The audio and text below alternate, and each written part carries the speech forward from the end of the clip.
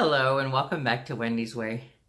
Today we're continuing our journey in faith in our Bible 365 series. We are reading the Holy Bible from the English Standard Version. We're reading it in approximate chronological order in 365 sections. And today our book is Deuteronomy, and our chapters are 17 through 20. I thought, wow, 4 chapters in one day, but they're rather short chapters, so very glad you decided to join us today. Book of Deuteronomy, chapter 17. You shall not sacrifice to the Lord your God an ox or a sheep in which a blemish, any defect whatever, for that is an abomination to the Lord your God. If there is found among you, within any of your towns, that the Lord your God is giving you a man or a woman who does what is evil in the sight of the Lord your God, in transgressing his covenant, and has gone and served other gods and worshipped them, or the sun, or the moon, or any of the host of heaven, which I have forbidden, and it is told you, and you hear of it, then you shall inquire diligently. And if it is true and certain that such an abomination has been done in Israel, then you shall bring out to your gates that man or woman who has done this evil thing. And you shall stone that man or woman to death with stones. On the evidence of 2 witnesses or 3 witnesses, the one who is to die shall be put to death. A person shall not be put to death on the evidence of 1 witness. The hand of the witnesses shall be first against him to put him to death, and afterward the hand of all the people. So you shall purge the evil from your midst. If any case arises requiring decision between one kind of homicide and another, one kind of legal right and another, or one kind of assault and another, any case within your towns that is too difficult for you, then you shall arise and go up to the place that the Lord your God will choose. And you shall come to the Levitical priests and to the judge who is in office in those days, and you shall consult them, and they shall declare to you the decision. Then you shall do according to what they declare to you from that place that the Lord will choose. And you shall be careful to do according to all that they direct you, according to the instructions that they give you, and according to the decision they pronounce to you, you shall do. You shall not turn aside from the verdict that they declare to you, either to the right hand or to the left. The man who acts presumptuously by not obeying the priest who stands to minister there before the Lord your God, or the judge, that man shall die. So you shall purge the evil from Israel, and all the people shall hear and fear, and not act presumptuously again. When you come to the land that the Lord your God is giving you, and you possess it and dwell in it, and then say, I will set a king over me, like all the nations that are around me. You may indeed set a king over you, whom the Lord your God will choose. One from among your brothers you shall set as king over you. You may not put a foreigner over you who is not your brother. Only he must not acquire many horses for himself, or cause the people to return to Egypt in order to acquire many horses, since the Lord has said to you, you shall never return that way again. And he shall not acquire many wives for himself, lest his heart turn away, nor shall he acquire for himself excessive silver and gold. And when he sits on the throne of his kingdom, he shall write for himself in a book a copy of this law, approved by the Levitical priests, and it shall be with him, and he shall read it in all the days of his life, that he may learn to fear the Lord his God, by keeping all the words of this law and these statutes, and doing them, that his heart may not be lifted up above his brothers, and that he may not turn aside from the commandment, either to the right hand or to the left, so that he may continue long in his kingdom, he and his children in Israel. Whoa, sorry, moving my little music stand here. Don't want to drop this big Bible on my foot, it would hurt. Chapter 18. The Levitical priests, all the tribe of Levi, shall have no portion or inheritance with Israel. They shall eat the Lord's food offerings as their inheritance. They shall have no inheritance among their brothers. The Lord is their inheritance, as he promised them. And this shall be the priest's due from the people, for those offering a sacrifice. Whether an ox or a sheep, they shall give to the priest the shoulder, and the 2 cheeks, and the stomach. The first fruits of your grain, of your wine, and of your oil, and the first fleece of your sheep you shall give him. For the Lord your God has chosen him out of all your tribes to stand and minister in the name of the Lord, him and his sons for all time. And if a Levite comes from any of your towns, out of all Israel where he lives, and he may come when he desires, to the place that the Lord will choose, and ministers in the name of the Lord his God, like all his fellow Levites, who stand and minister there before the Lord, then he may have equal portions to eat, besides what he receives from the sale of his patrimony. When you come into the land that the Lord your God is giving you, you shall not learn to follow the abominable practices of those nations. There shall not be found among you anyone who burns his son or his daughter as an offering. Anyone who practices divination, or tells fortunes, or interprets omens, or a sorcerer, or a charmer, or a medium, or a necromancer, or one who inquires of the dead. For whoever does these things is an abomination to the Lord. That's a big thing. Yes, this is Old Testament. Yes, these were rules set down for the Israelites going into the Promised Land. I have yet to see one thing that in the Old Testament was declared an abomination that wasn't also declared an abomination in the New Testament. So when it comes to divination, telling fortunes, interpreting omens, a medium, a necromancer, those who inquire of the dead, it's an abomination to God.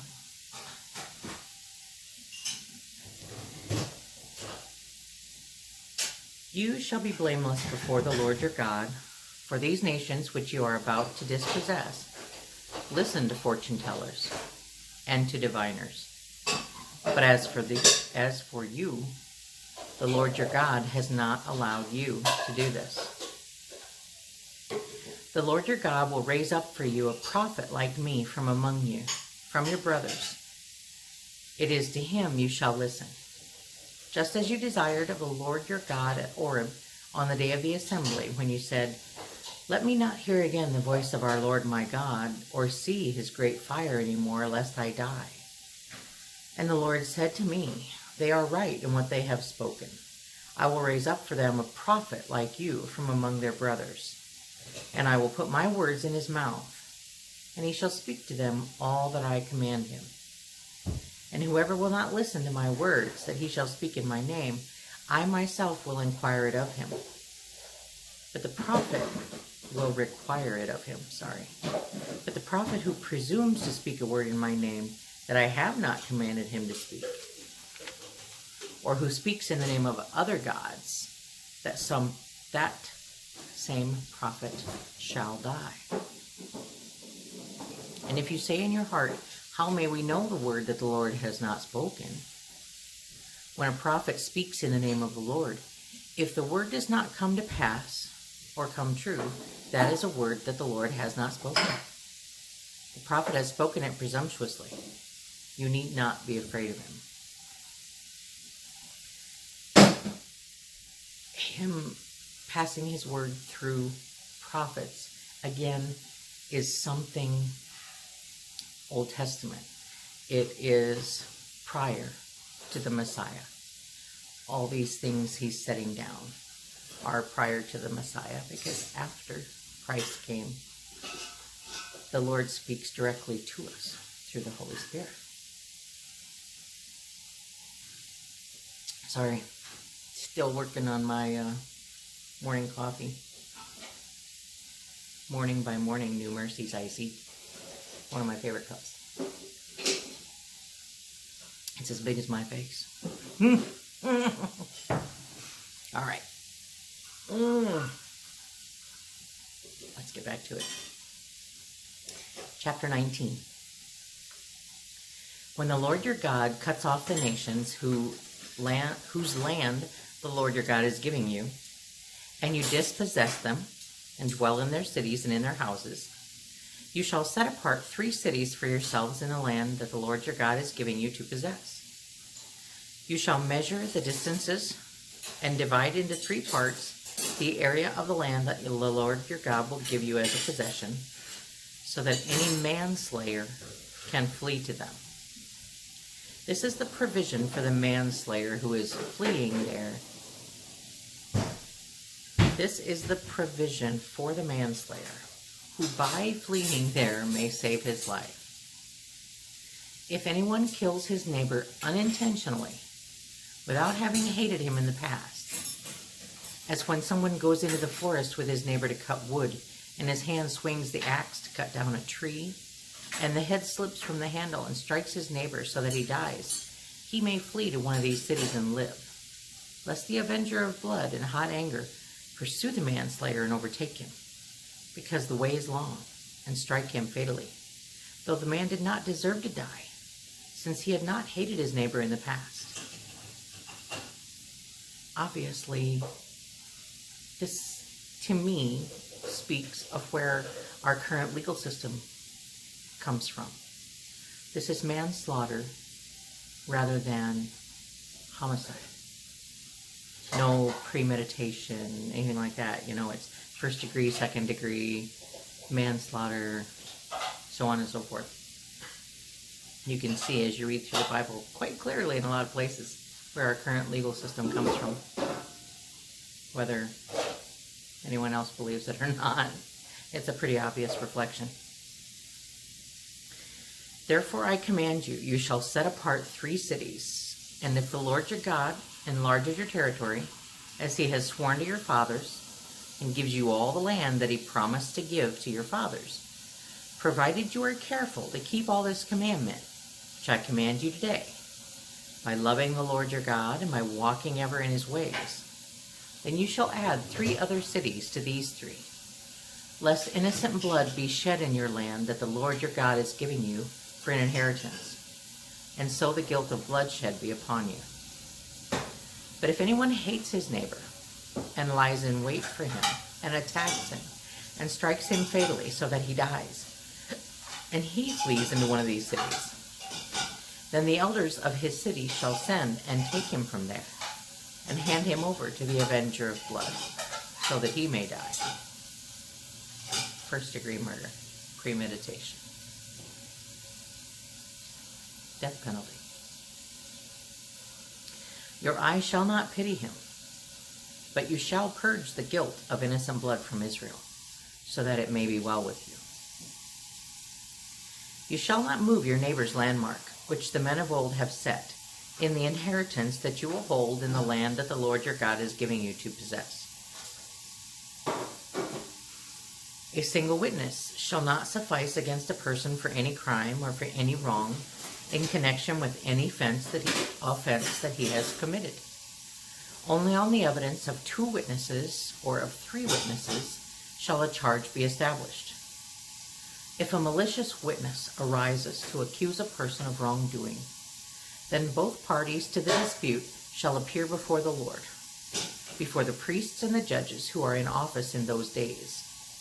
The judges shall inquire diligently, and if the witness is a false witness and has accused his brother falsely, then you shall do to him as he has meant to do to his brother. Thou shalt not commit false witness. It's one of the top 10. So you shall purge the evil from your midst, and the rest shall hear and fear, and shall never again commit any such evil among you. Your eye shall not pity. It shall be life for life, eye for eye, tooth for tooth, hand for hand, foot for foot. This, yeah, we're not going to go there. We're going to let it speak for itself. Chapter 20. When you go out to war against your enemies and see horses and chariots and an army larger than your own, you shall not be afraid of them. For the Lord your God is with you, who brought you up out of the land of Egypt. And when you draw near to the battle, the priest shall come forward and speak to the people, and shall say to them, Hear, O Israel, today you are drawing near for battle against your enemies. Let not your heart faint. Do not fear or panic or be in dread of them. For the Lord your God is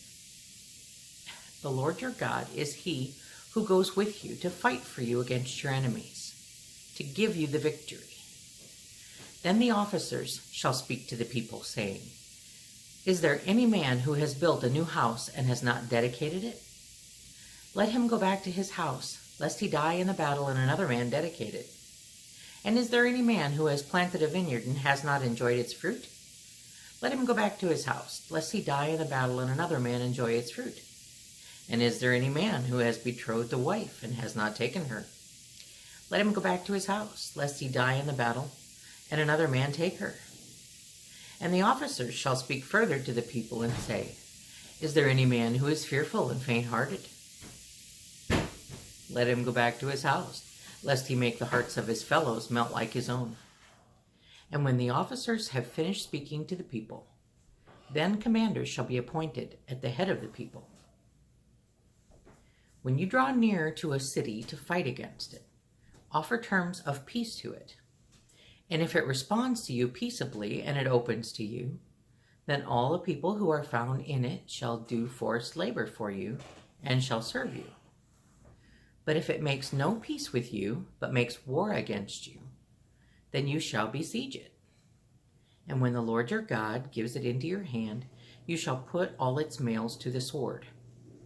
But the women and the little ones, the livestock and everything else in this city, all its spoil you shall take as plunder for yourselves. And you shall enjoy the spoil of your enemies, which the Lord your God has given you. Thus you shall do to all the cities that are very far from you, which are not cities of the nations here. But in the cities of these people that the Lord your God is giving you for an inheritance, you shall save alive nothing that breathes. But you shall devote them to complete destruction.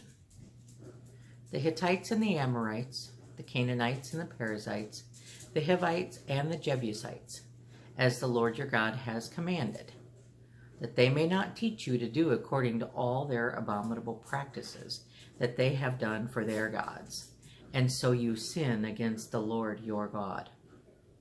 When you besiege a city for a long time, making war against it in order to take it, you shall not destroy its trees by wielding an axe against them. You may eat from them, but you shall not cut them down. Are the trees in the field human, that they should be besieged by you? Only in the trees that you know are not trees for food you may destroy and cut down, that you may build siege works against the city that makes war with you until it falls. Okay, that is the end of our reading for today. That was day 76 of 365. I thank you so much for joining me today. I pray that you'll join me again tomorrow. May the good Lord who blesses me each and every day of my life bless you as well, today and always. Amen.